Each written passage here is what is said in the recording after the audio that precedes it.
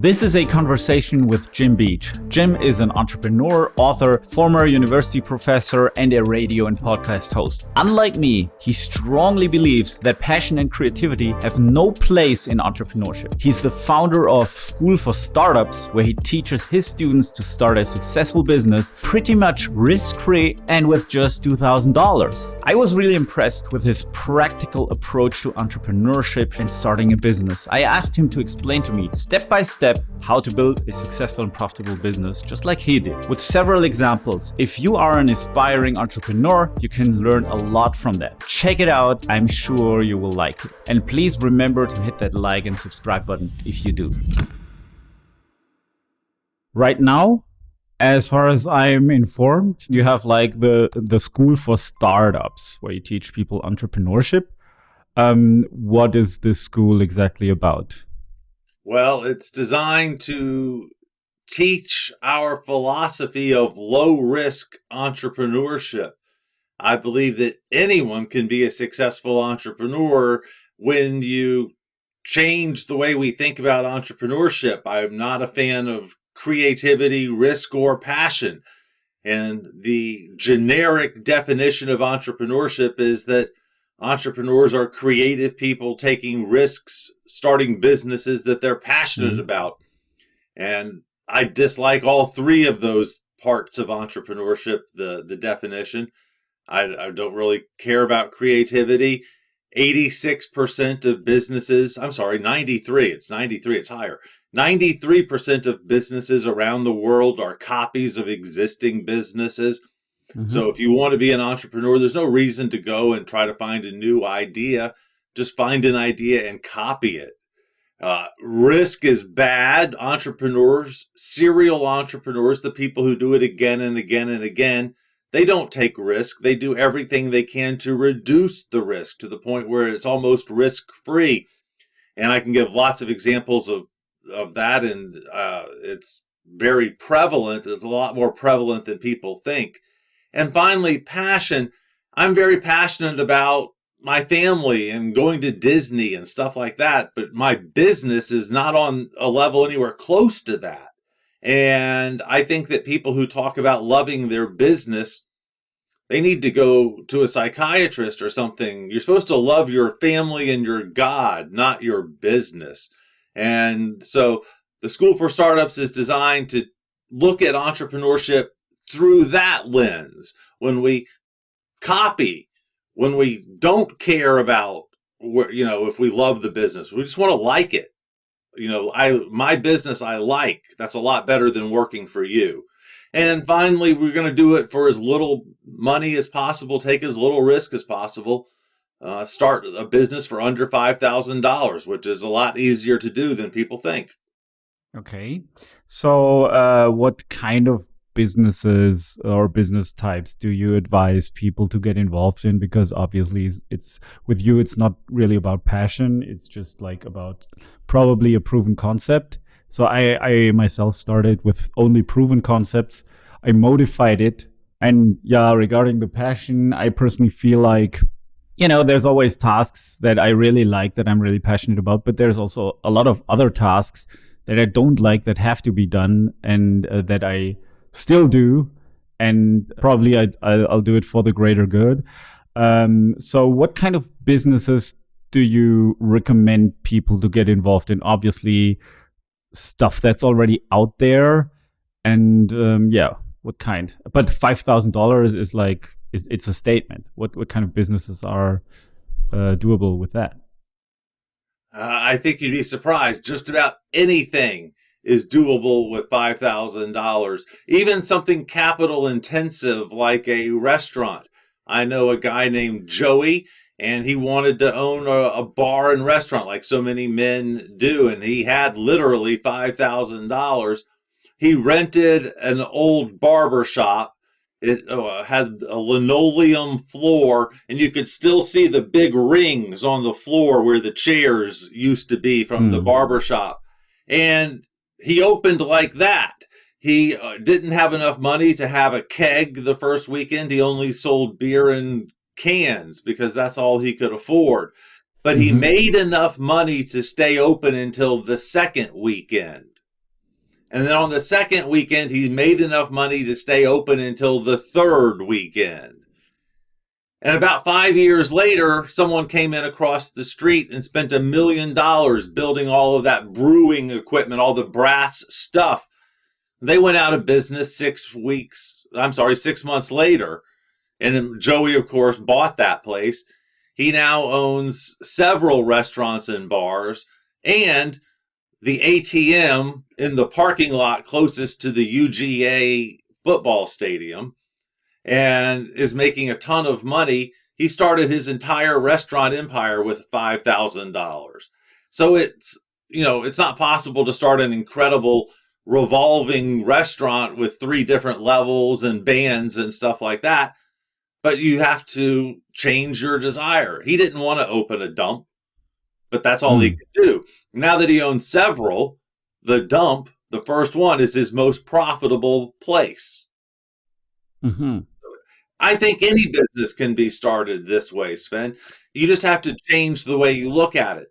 I love import-export businesses where actual products are involved because you can get financing for that. I love service businesses because service businesses should only involve your time. And if you start a consulting business or something like that, you should be able to do it for very cheap. I've started a lot of different businesses this way, and I've had a lot of guests on my radio show that have started hundreds of businesses for under $5,000. So it's about changing your perception of what success is. It's about changing your perception about how quickly you want to grow, and making the decision. You're not going to have a fancy receptionist. You're not going to get nice office space. The things like that. The mistakes that so many corporate executives make when they jump into entrepreneurship. The first thing they do is rent an office. They don't have a business idea yet, but they already have a polo golf shirt with a logo on it. So it's about changing the way the first steps. I'm not going to spend money unless I absolutely have to. I see. So what kind of businesses are those? Okay, so I hear it could be a restaurant, it could be a service. Do you like your, let's say, coachees to start service businesses? Internet, is that like your focus, businesses, anything? You tell me a business model and I'll show you a way to do it for under $5,000. So I'll tell you the first business I started, I was in the summer camp industry, believe it or not a very, not an industry that many people are involved in. And I started the business. I'll tell you every cent that I spent. I needed a 800 number so that customers could call us and make reservations. So I had to get an 800 number. I think that was like $135. And then I needed to mail a brochure to people. And so we made a 4-color brochure at Kinko's. And I think that was $600. And then I placed an ad in the newspaper closest to our first location. That was $350. And then I waited around to see if the phone rang or not. And eventually the phone rang enough that I said, I should run another ad because I've gathered enough names. And eventually I had enough names that I said, well, I should start, actually go print the brochure. And so I spent the extra money to print the brochure and then, actually mail them out. And so for under $2,000, I've already tested the marketplace to see if my idea is resonating. I've already got customers expressing interest. And pretty soon I had my first deposit check. And so I was able to do a lot for under $2,000 that justified spending more money on ads. And eventually that business was started for under $10,000. And so, not much risk in that, not much risk at all. And zero creativity. I copied my idea from somebody else blatantly. I didn't steal any copyrights, trademarks, or patents, of course, but I copied my idea. There was nothing original about what we were doing. And you already said this, Sven, you adopted it. I made it better than the other people were doing it. And I can give you a lot of examples of how I made it better. But we just had a better product. We also were more expensive too, by the way. Okay, so you changed the pricing from the get-go. Did I get that right? Yes. Okay. And was this the company that you founded at 24 years of age with $2,000 and later sold it with 700 employees? Yes. Is that so? It's a summer camp business. That's Yes. cool. So how did you come up with that niche? Well, again, creativity is not that important. I made a list of what was important. So my number one desire was to go back to architecture school. I wanted to go and do a master's of architecture. And I already had several master's degrees, and my parents were not going to help quite as much. And so I needed to have some income. So I decided to start a summertime business so that I could support myself to go to school during the winter. And I made a list of all of the summer businesses: pool care, landscaping, summer camps, all that kind of stuff. And I don't like to go outdoors and sweat. I'm not a pool cleaning type guy. I don't like to mow the lawn. And I had done summer camps as a kid and I enjoyed it. So I said, hey, let's just start a summer camp exactly like the one that I went to. And it was in a niche. It was a very niche experience. We were not horseback riding and rock climbing and swimming. It was a computer summer camp, high-tech electronic stuff, teaching HTML and C++ to 8-year-old, 10-year-old, 12-year-old kids. What we did that was that made it, one of the things that we did that made it better was our choice of locations. Our first location was Stanford. Our second location was MIT. And that sort of set the tone for the type product that we were offering. That's one of the reasons we tried to justify the higher price, was that we were at a better location. And parents love the idea of sending their kids to MIT to study computers for the summer. You know, that's an easy sell. I'm sorry, but that's creative. What was creative about that? The creative is that you're kind of using the brand MIT for something for 8-year-olds. That's pretty cool. Our competition was called National Computer Camp. We were called American Computer Experience. So national became American. The word computer stayed the same. And camp became experience. So they were NCC and we were ACE, American Computer Experience. They started at Sunday at 3 o'clock. So we started Sunday at 3 o'clock. They finished Friday at 3 o'clock. So we finished Friday at 3 o'clock. We did the exact same thing. We wrote our own curriculum. The only thing that we did different was changed the location and went to Stanford and MIT. That, I would call that an innovation. That it wasn't anything dramatically different, changing the model. But parents loved the fact that their kids were studying robotics at MIT for the summer. That's a sexy thing for to tell their girlfriends at lunch and things like that. So the model worked very well, and we ended up with 89 locations around the world, all following the same model of the best school in town closest to the good neighborhoods. We had an interesting experience in Philadelphia. We went to UPenn. No better school than UPenn, but it's in downtown Philadelphia. We had to call the guard whenever we wanted to go to lunch so that they could escort us to lunch.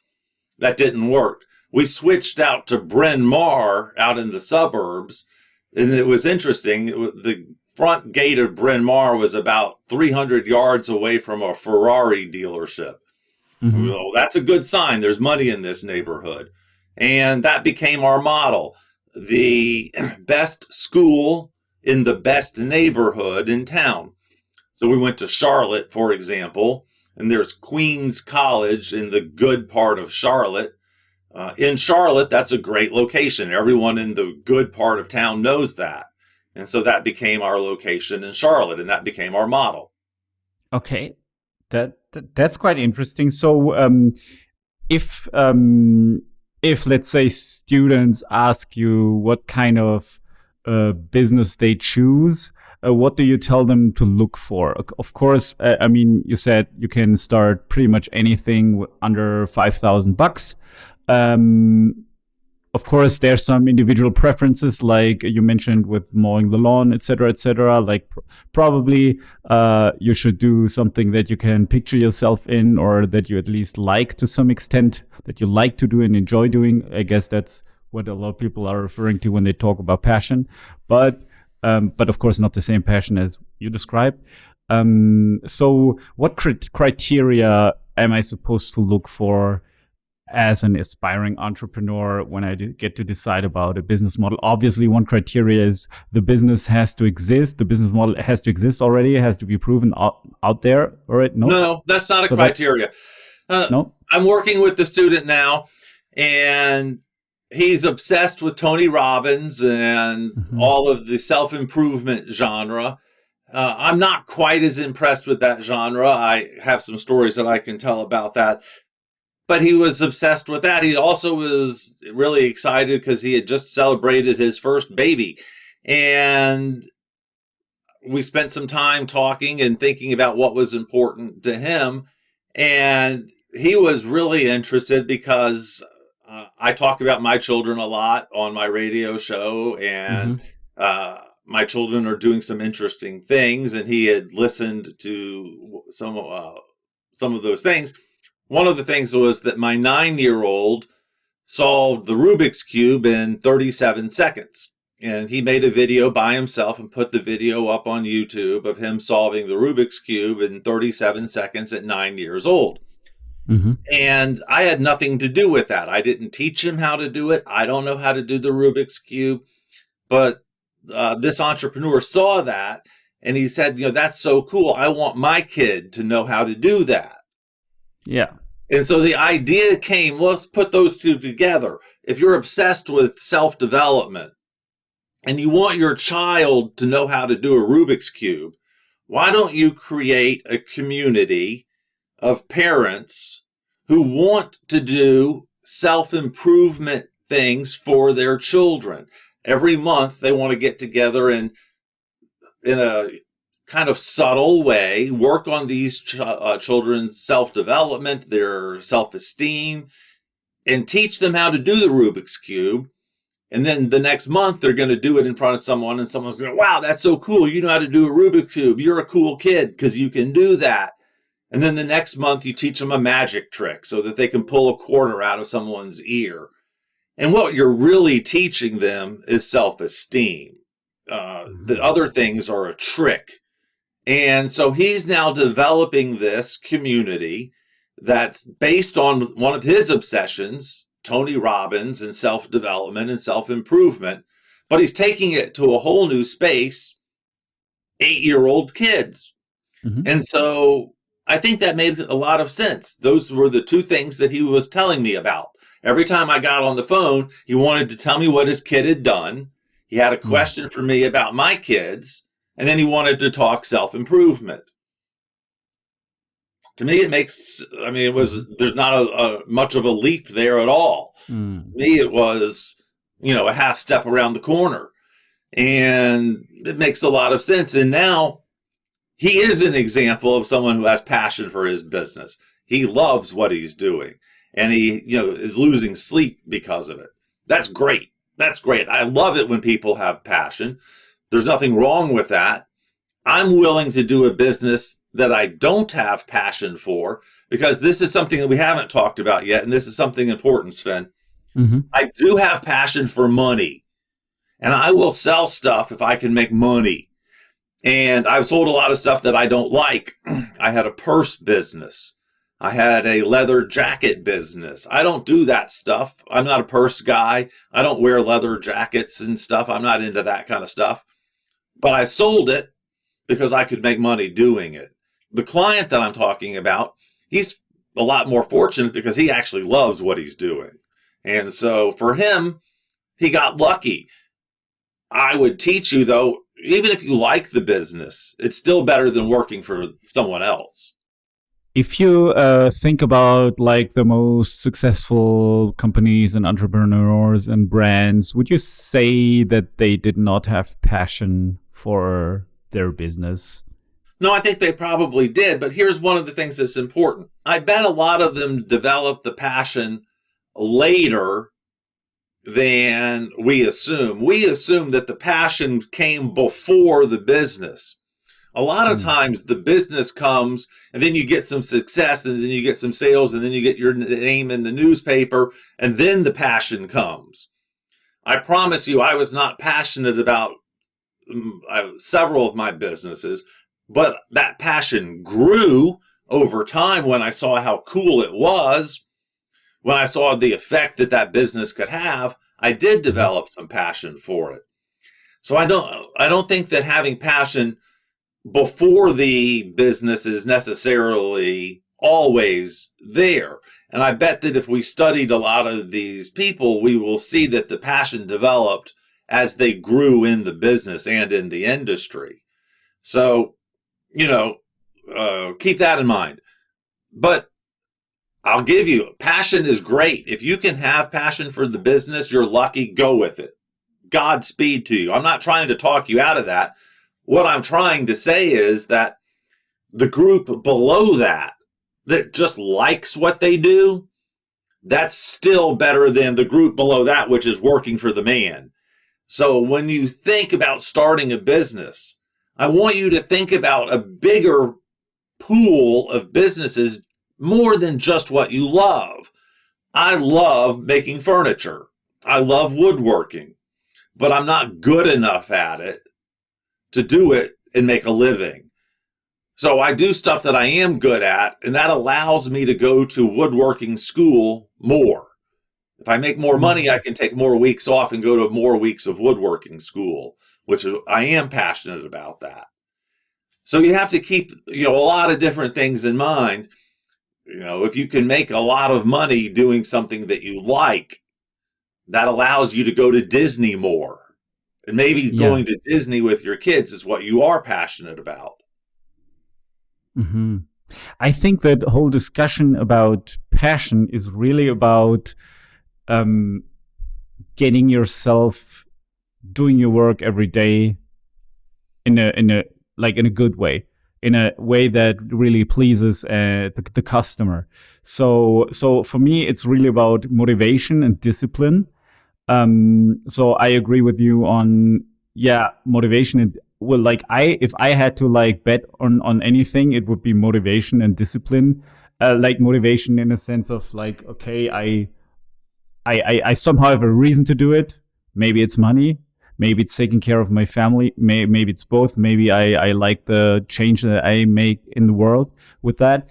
But it's really about self discipline. It's about getting myself to do on a regular basis for years and years, for decades, to do. Sometimes I like it more, sometimes I like it less. Um, what's your strategy here? Because, like, to me, you seem a very rational guy, and but somehow you have to get yourself to do these hard things, these things that are sometimes hard, and they're hard for more and more people. What's your personal strategy for motivation and discipline? Well, just because I'm not passionate about the purse or the jacket or the business doesn't mean that I'm not passionate about being an entrepreneur.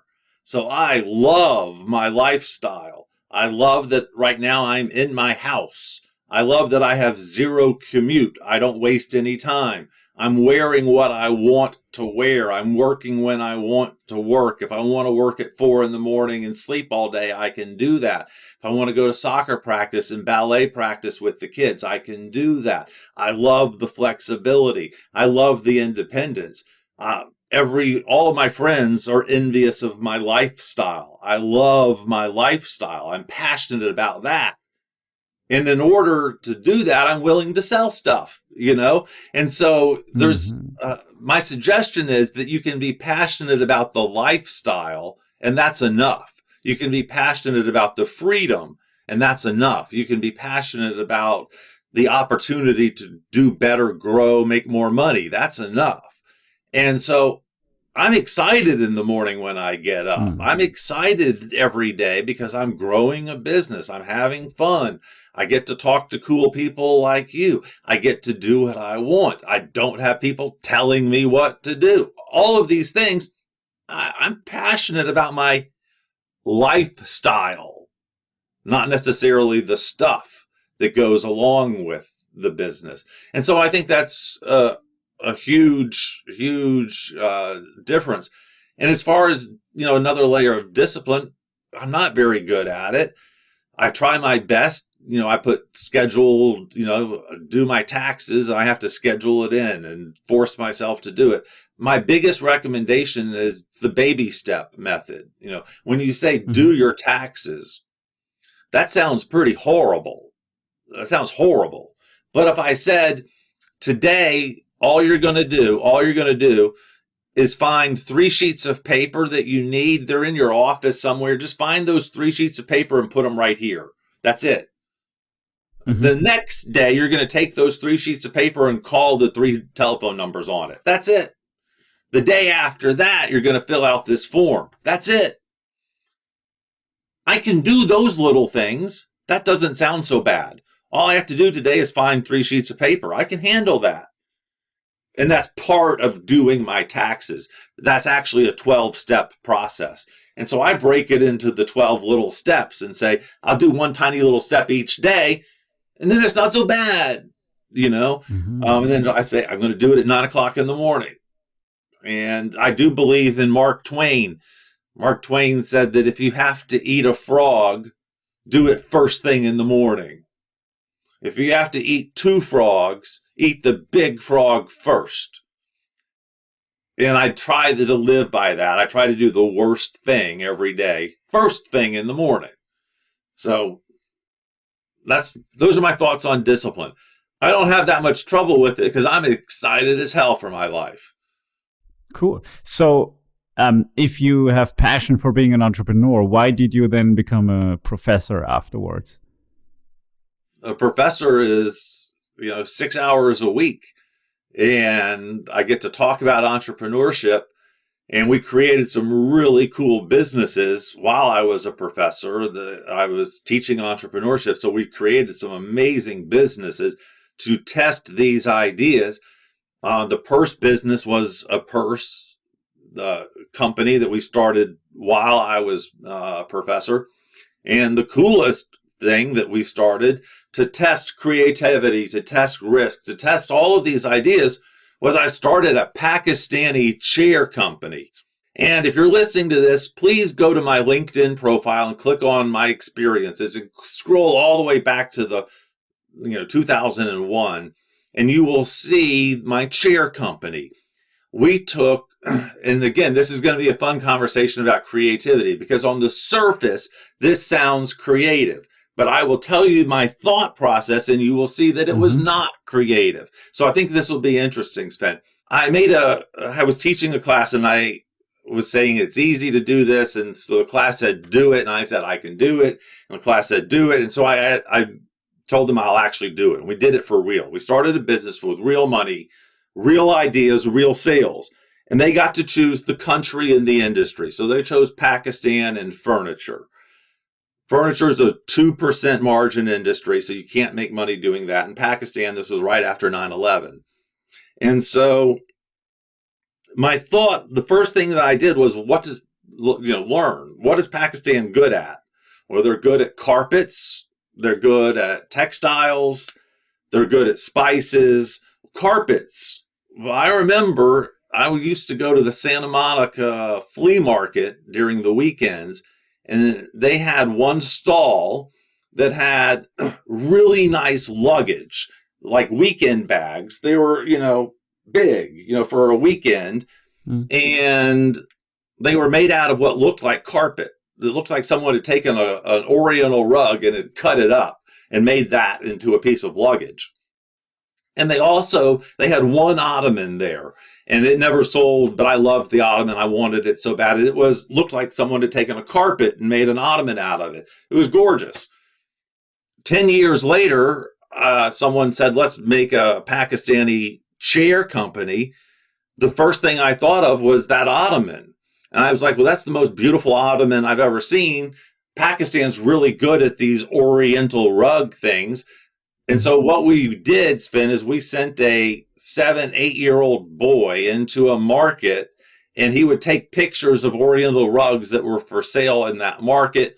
I would look at the pictures on Sunday morning. He would go into the market, buy them. We would cut them up and make them into the fabric for chairs. It was a 100-year-old oriental rug that was made into a brand new stuffed armchair, like the big chair you would find at a ski lodge or something like that. It was a gorgeous product. Zero creativity. It was a copy from that thing I had seen. I was able to get 10 of them ordered and shipped in for under $2,000, and we sold 7 of the 10 before they got to America. How much risk did I take? Virtually Nothing. zero. How much creativity? I would say virtually zero. Chairs have been around for a long time. The only thing I did was switch the fabric. So, what do you think about the red ocean, blue ocean theory, which basically says blue ocean means less competition or no competition, and red ocean means a lot of competition, like restaurants and stuff. Obviously, the examples you gave do have a lot of competition. I mean, there's a lot of chair companies out there. There's a lot of restaurants out there. What do you think about this theory, though? Sure. But if I'm going to do a restaurant, mine's going to be different, unique. I'm going to have something about it that no one else does. If I'm going to do a summer camp, mine's going to be at Stanford and MIT and Georgetown and UCLA and SMU. I'm going to try to do it, but make my spin unique and sexy and interesting. So I believe in going into the red area and trying to make your little circle blue, and trying to say, but I'm different. I'm a hotel, but I'm different because of this. I don't know that I like going into the blue area because I've done that before. And not only do you have to teach your customers that you are good at stuff, you have to teach them what the stuff is. So when I moved to London and started doing summer camps in London in the UK, not only did I have to show that we were good, but I then had to explain to parents what the hell summer camp was. They didn't do that in London, in the UK. That wasn't a cultural experience that people expected and were experienced with. They didn't understand what it was. So I had a lot of explaining to do. So when you get too blue, sometimes there's too much work to do. I don't know that I like that part.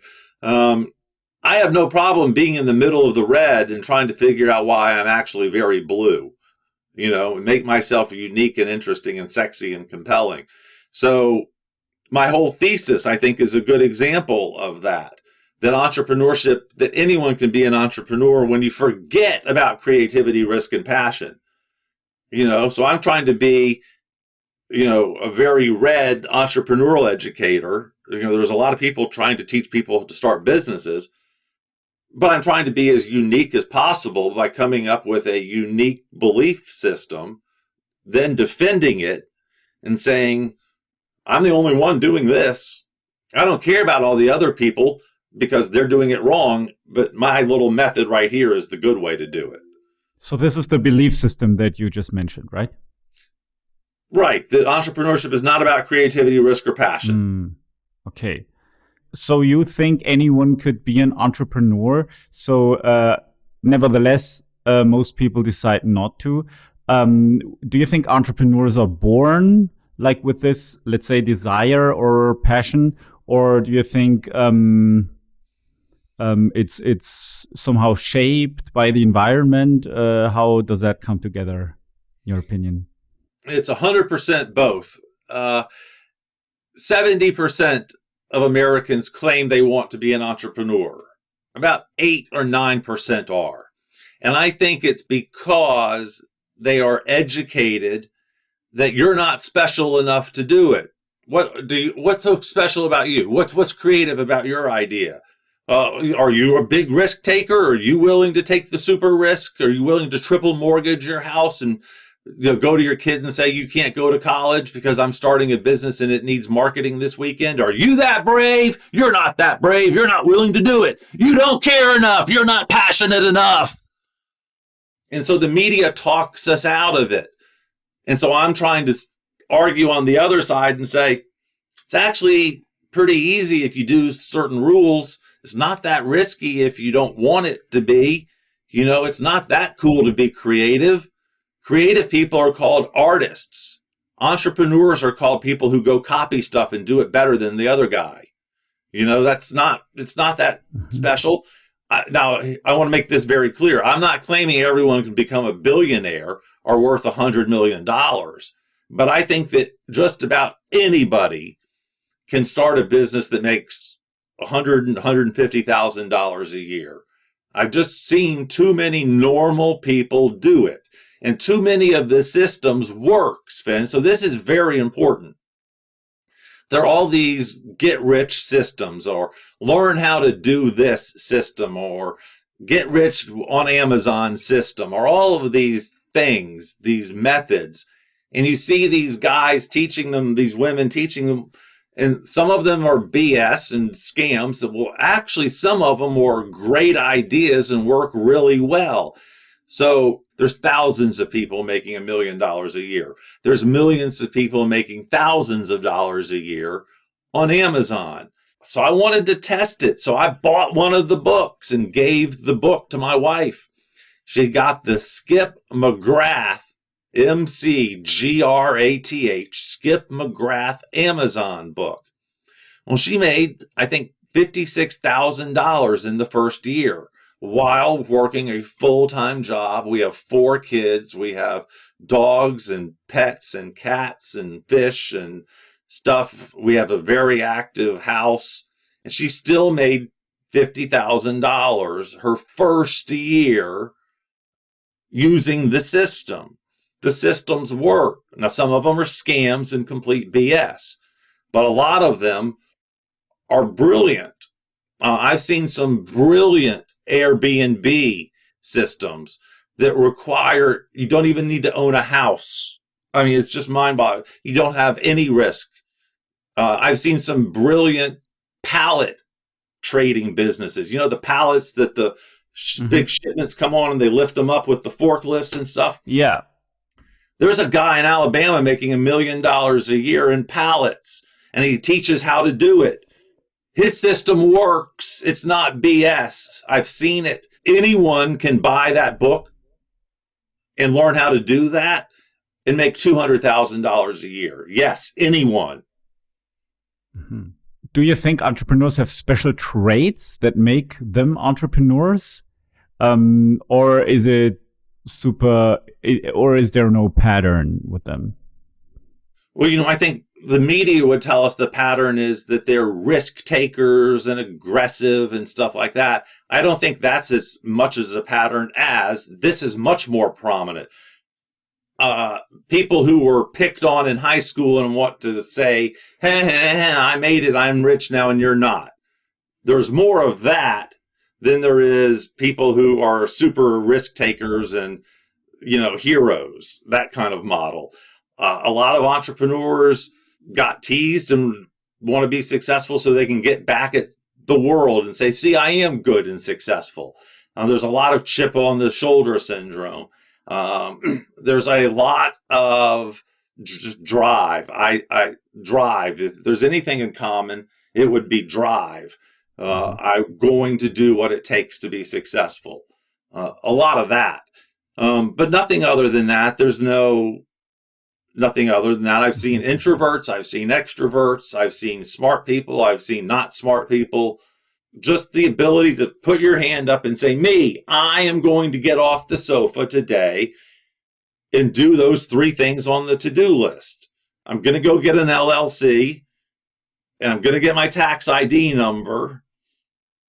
And, I'm going to do those things today. Just that, the ability to actually do the things on the list. That's all it takes. There's nothing else. Okay. Okay, I see. And you mentioned systems, like systems to build a business. And you do have a school. Is there like a specific system that you teach, a specific method? Yes. And so, I'm not trying to send everyone to Amazon or not sending everyone to Airbnb. I want you to pick whatever system is right for you. It may not be a system. So I start off with making a list. I want you to sit down and for the next week or a month, make a list of problems that you see. So anything that's a problem, something that someone complains about, whatever your kids complain about, whatever is difficult, you were in the kitchen, cutting tomatoes and you cut your knuckle. That's a problem. I cut my knuckle. Okay. I went to the bank and I forgot my ID and so I couldn't cash the check. That's a problem. I went back to my car and one of the tires was deflated. So that's a problem.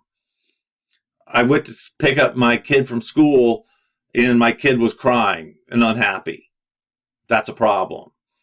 I went home and my husband was mad at me because I didn't give him a back rub yesterday. That's a problem. Okay, that's step one. Step two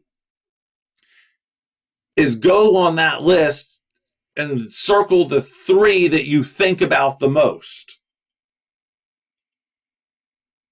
Step 2, very simple. Now, step 3, pick one of those and see if you can figure out how to solve that problem. And this is the step that I usually get involved with the students. I come in and say, let me help you see if I can, be creative and come up with an idea to help you figure this out. Or, have I interviewed someone that I could introduce you to that has an idea? And we try to figure out how to solve the problem. So the student I was telling you earlier, they made a list, and on their list was self-development and my children. And they circled self-development and children. And so in step 3, we said, is there any way that we can involve children in self-development? Could we create a self-development package for children? Yes. Mm-hmm. Yes. Step 4, ask people if they would pay for that. As like family and friends, or how would you? Anybody. Anybody? The teller, the bank teller, the bagger at the grocery store, the guy at the gas station pump next to you. Everybody. Ask 10 people during the day, and just see if people would pay for that.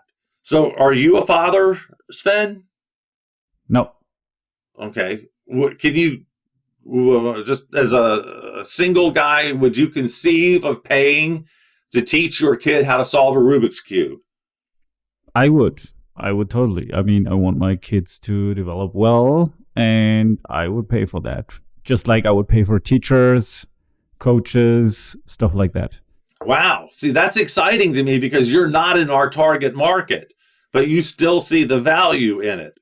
Yeah. So I would chalk that up as a successful interaction, a successful customer data point. People like what I'm talking about. And so now, I'm a build it and then hope they come type person and then make them come. So we're at step 5. Can we start testing that idea really, really, really cheaply?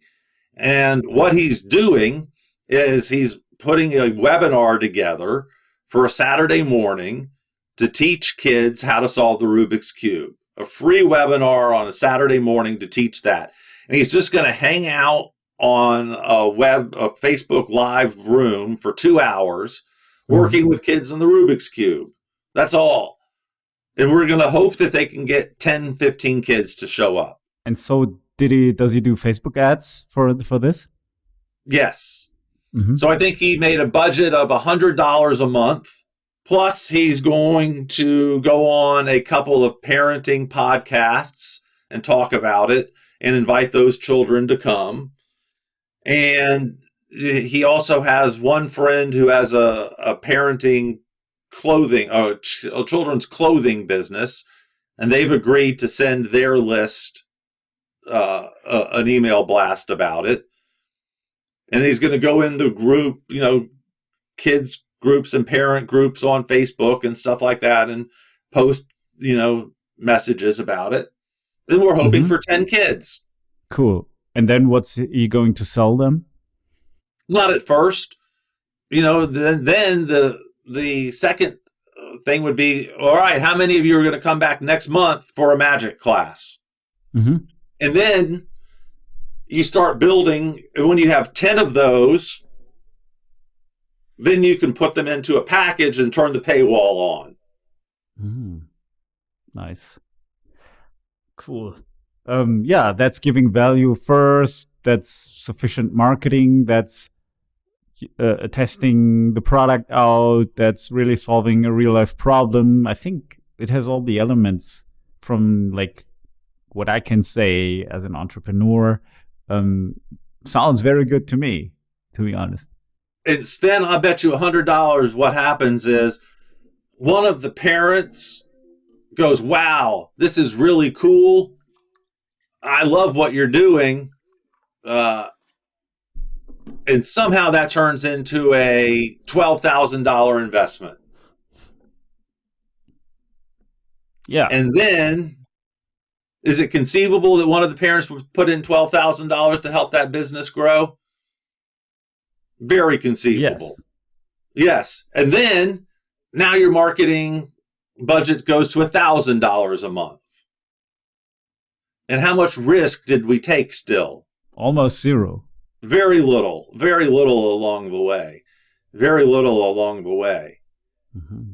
So I do believe that these sort of things are possible. Maybe we go a little slower. Maybe we don't make as big a splash at the beginning. But I tell you what, we're not going to go and spend $50,000 until we figured out how to make money.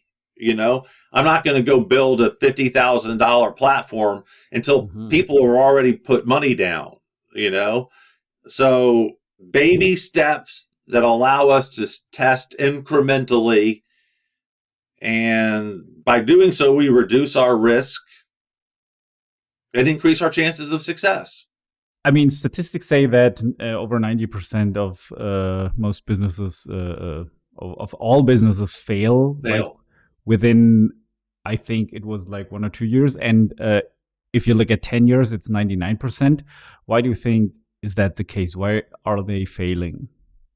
I think they're trying to go too fast. They're trying to be too sexy too fast. And my friend Joey opened a bar that was the biggest dump ever. Ever. And it's still the biggest dump ever. And then he bought the shiny place across the street. Because he never spent more money. He never got into debt. And he was always existing on current cash flow. If you can exist on cash flow, you can't fail, and his rent, I think he did the math one time and showed me that if he sold 4 beers a day, he could pay the rent at the end of the month. That's because he got the cheapest rent in town, He did everything he could. He didn't spend any money to make it nicer. The furniture was all stuff that he got out of an antique flea market. $5 for 10 chairs, those kind of chairs. And he didn't sell. He sold popcorn double salted. Why? To make you drink more, And I'll tell you the name of the bar. It's called the Manhattan, and it's in Athens, Georgia. And you can go and read the reviews and learn more about the place. It's called the Manhattan in Athens, Georgia, where UGA is. And he owns several other bars and places in town as well. Okay, so somehow he came up with this business model that selling popcorn and drinks is enough. I've never heard of that. I've never seen that before. How do I know if like the little thing that I can do is already enough towards the customer? He tested it. Mm. He experimented. I'll give you another example. Airbnb, right? I think it's a great way to rent out extra room in your house. So Mm-hmm. I had a guy on my radio show, and they couldn't afford to do a nice Airbnb. Mm-hmm. So they were smart enough to say, if we can't afford to be nice, let's be the cheapest that we can be Mm-hmm. and brag about that. So they don't have private bathrooms. The bathroom is down the hall and you have to share that. But in the listing, it says, and we're $5 a night cheaper because you have to share the bathroom. And then it says you also have to put your own sheets on. We don't put the sheets Mm-hmm. on the bed for you, but you're going to save $2 tonight because we didn't do this for you. Mm-hmm. And so now his model is to be as cheap as possible, but he's now renting 12 beds in his house instead of one. He's getting 12 incomes a night by being as cheap as possible. So he's making Mm-hmm. more money. He's making, I think, $6,000, $7,000 a month. And he went the other direction from everyone else. He went the cheap direction because he Mm-hmm. couldn't afford to do it any better. Sometimes that leads you in the right direction. And so, again, he can't fail because he's not going to spend all that money. His Airbnb business can't go out of business because he didn't spend $3,000 to get it started. He didn't do it. He's not in debt. It doesn't cost him anything to keep it up and running. So Mm-hmm. I have an e-commerce business. If it does zero revenue, I'm only going to lose $12 a month from hosting. That business Mm-hmm. can stay in business a long time. It can. And if it Um, sells something, I make $1,000. mhm. Like as an entrepreneur, what kind of skill do you recommend people to learn? Is there any formal education degree, and skill? Like what skills do you recommend to learn? Learn how to be scrappy. Learn how to research Google better than anyone else. Learn how to get answers off of the internet better than anyone else. Learn what data is available better than anyone else. So if you can't get through to a customer service on your hosting platform, be the person who can figure out who owns the hosting company, even though it's hidden behind an LLC. Be that guy, the guy who can figure out really who does own the hosting company, who can break through the LLC privacy stuff and still figure out who owns it by going and getting their electricity bill or something. Mm-hmm. Be the person who never asks, how do you do that? But always says, oh, I know how I can figure out how to do that.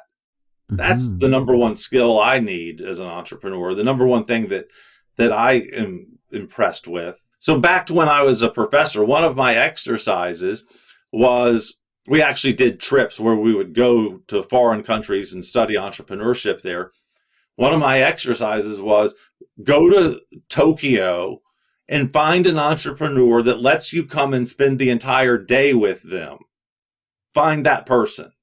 Mm-hmm. Now I want you to find 20 people in Tokyo who will answer a 10-minute exercise for you on entrepreneurship. Find 20 of those people. So what do they have Mm-hmm. to do? They have to get online from wherever they live, Atlanta or Athens or Seattle, and figure out how to find an entrepreneur in Japan, figure out how to communicate with them, and figure out how to get invited to come spend the day with them. That's Mm-hmm. learning how to be an entrepreneur right there. That's more useful than anything else. And the only one thing you do need to know, you need to learn how to read a financial statement. You need to learn how the Mm-hmm. financial stuff works, so you can read profit and loss statements and all that. That's it. Okay. So, someone called you Simon Cowell of venture capital. Are you involved in venture capital? Only to the extent that people come to me frequently and say, can you help me raise money? And we've been very successful at that. I've raised venture capital money several times. I've raised SBA money several times. I've raised just normal, traditional, Series A type money. If there's a good idea, you can usually find people who want to put some money into it. Okay. How do you, as like, if you were to invest in a company, how do you determine or analyze if you like the business or not? Well, a lot of it comes down to whether I like and trust the entrepreneur. Mm-hmm. Uh, a lot of it comes down to if the model makes sense to me. A big chunk of it is what I pay money for it. So even though I'm willing to sell stuff that I wouldn't pay money for, if I'm going to put my money into an investment, it's probably going to be in something that I personally like and personally would use. And then most importantly, if everything goes horrible, do I think I could step in and run the business myself? Mm-hmm. Okay, so these are the things you're looking for. How do you assess whether you like the entrepreneur? What kind of questions do you ask?